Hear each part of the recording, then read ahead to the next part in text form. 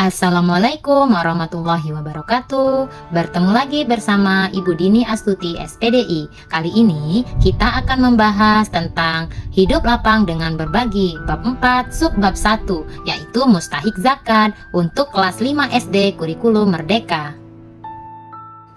Masih ingat tidak apa itu arti zakat?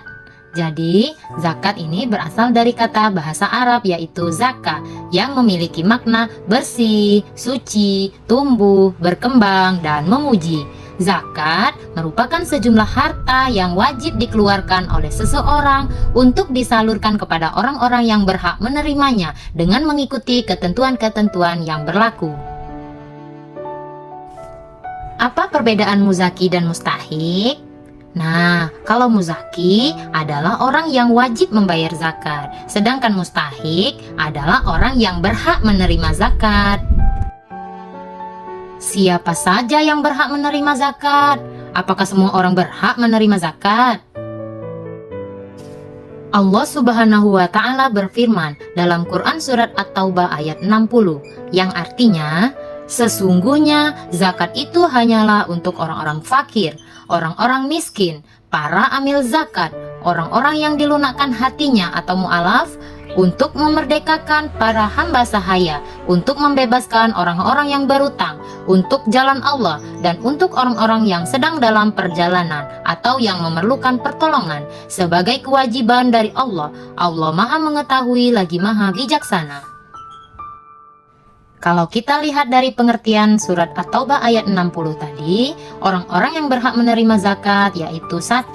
Fakir, yang kedua miskin, yang ketiga amil zakat, yang keempat mu'alaf, yang kelima riqab atau hamba sahaya, yang keenam gharim atau orang yang berhutang, yang ketujuh fisabilillah atau pejuang agama Islam, yang kedelapan ibnu sabil atau orang yang kehabisan bekal dalam perjalanan atau bisa juga dikatakan dengan musafir.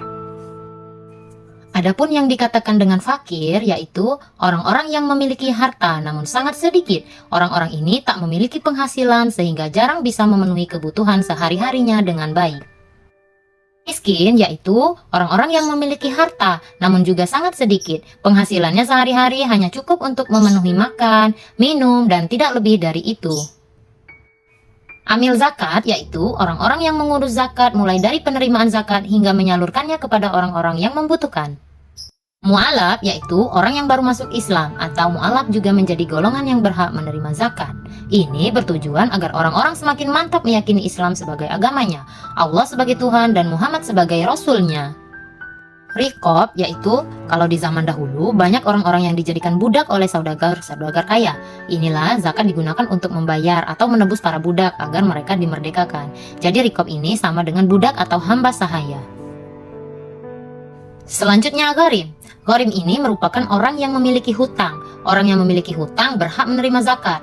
Namun orang-orang yang berhutang untuk kepentingan maksiat seperti judi dan berhutang demi memulai bisnis lalu bangkrut, hak mereka untuk mendapatkan zakat akan gugur. Jadi gharim ini adalah orang-orang yang berhutang dan tidak bisa membayari hutangnya itu. Fisabilillah. Yang dimaksud dengan sabilillah adalah segala sesuatu yang bertujuan untuk kepentingan di jalan Allah. Misalnya pengembang pendidikan, dakwah, kesehatan, panti asuhan, madrasah diniyah, dan masih banyak yang lainnya. Selanjutnya yaitu ibnu sabil. Ibnu sabil ini sama seperti musafir atau orang-orang yang sedang melakukan perjalanan jauh, termasuk pekerja dan pelajar di tanah perantauan. Adapun hikmah yang akan kita dapatkan ketika kita sering berbagi yaitu 1. Kita akan membantu orang yang lemah. 2. Membersihkan harta. Yang ketiga, menghapus sifat kikir dalam diri. Yang keempat, melipat gandakan rezeki. Yang kelima, menolak musibah. Sampai di sini dulu ya pembelajaran kita hari ini. Sampai jumpa lagi di tema selanjutnya. Wassalamualaikum warahmatullahi wabarakatuh.